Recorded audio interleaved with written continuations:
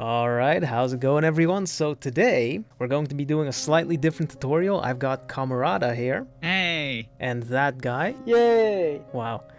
So I'm actually going to be teaching them how to draw. And the idea behind this is that you, the viewer, will be able to follow along and you can actually improve alongside them. At least, that's what I hope. We're going to go over art from the very beginning, which means before we can even get to topics like anatomy and perspective and all that stuff, we first have to go over line control. And it's a pretty big topic, very important too, so I think this entire video is going to be about that. That sounds exciting. That sounds like this is going to take a while. At its core, line control refers to your arm's ability to draw the lines that your brain wants it to draw. I think a lot of artists, in the beginning especially, think they can just draw whatever line they want as long as they divide their line up into these tiny sections.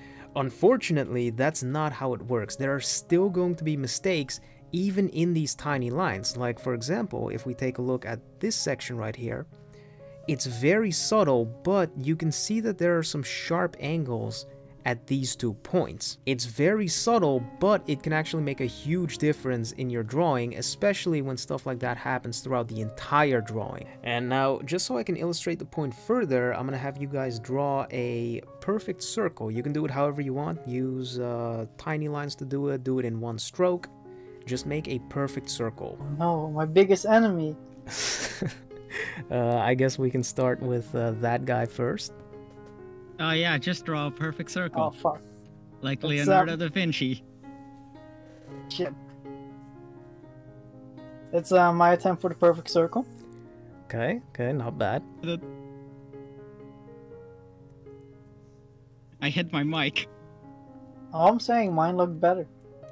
I didn't see yours. No.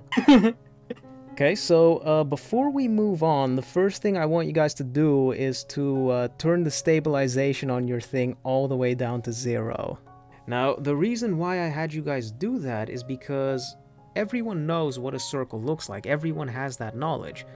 But you weren't able to transfer that knowledge onto your piece of paper because your arm was unable to do it.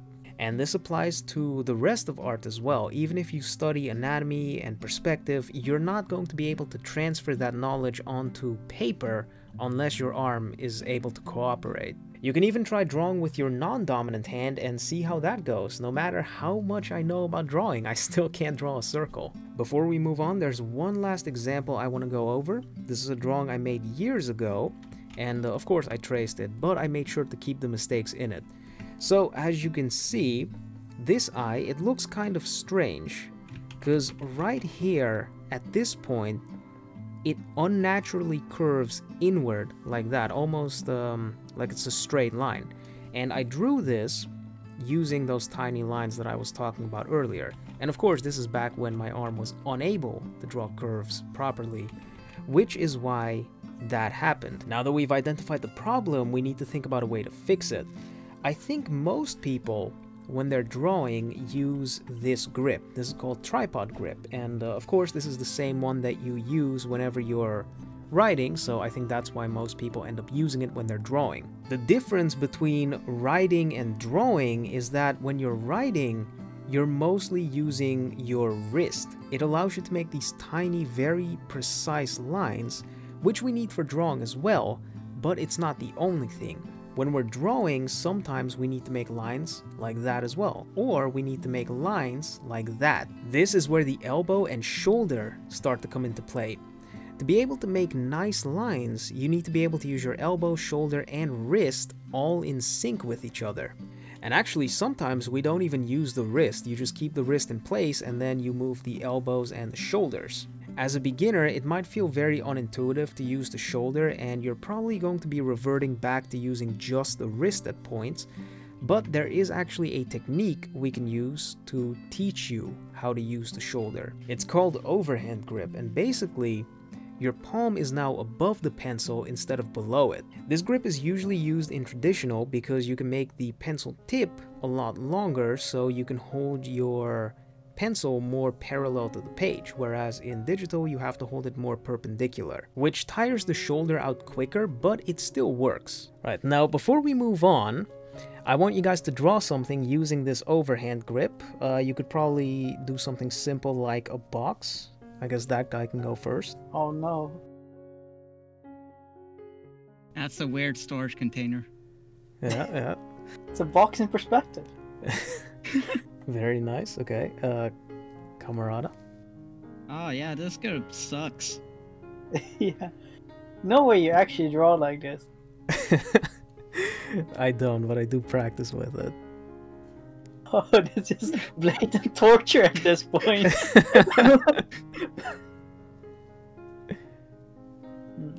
For the long throw, it feels way better. Mhm. But for the micro movements, it feels Does worse. it?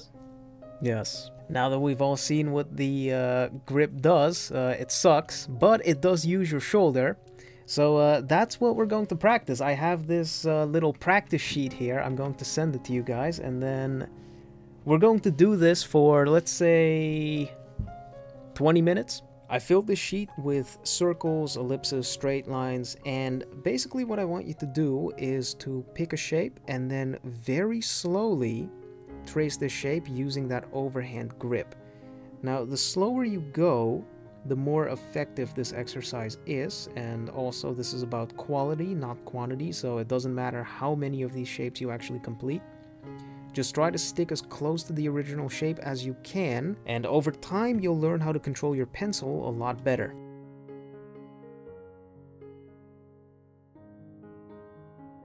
That actually makes a significant difference for making circles.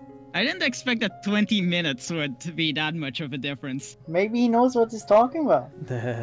I would have never guessed.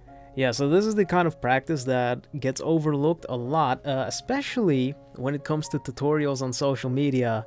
People never talk about this. They all make tutorials about anatomy or sometimes perspective, not even as often as they should, because, you know, those are the things that get the views.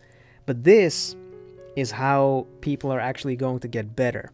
Also, if you get tired of tracing shapes, you could also screenshot a frame from an anime and then start tracing that. I also say anime specifically instead of art from your favorite artist, because animators are some of the best people in the world when it comes to drawing lines. As you can see in these lines, for example, all of them are perfectly curved, they are very subtle, they're consistent. So if you're going to learn from anyone, you should probably learn from these people. And there's actually another grip that you can use to make drawing a little bit easier. This one isn't like the overhand grip, but it's like the regular tripod grip. But instead of holding the pencil right near the tip, you can also hold it about halfway down. And this will allow you to make smoother shapes using just your wrist. So for this first video, I think that's about all I want to go over, just the line control. Be sure to use the overhand grip. Practice it by tracing frames from anime. You can practice it by tracing the sheets. If you want, you can even use it to draw normally if you're a true psychopath. I don't know how often we're going to be doing these videos. I guess it depends on viewer reception. But using this overhand grip to trace these shapes is what I want you guys to do, and everybody watching to do, pretty much every day for at least 30 minutes. But yeah, I think that's everything I have to say for this video. The next video is probably going to be about observation. I think that's the next step in the natural progression. But if you guys enjoyed that video, be sure to like it, leave a comment, and maybe sub, and I guess we'll catch you all next time.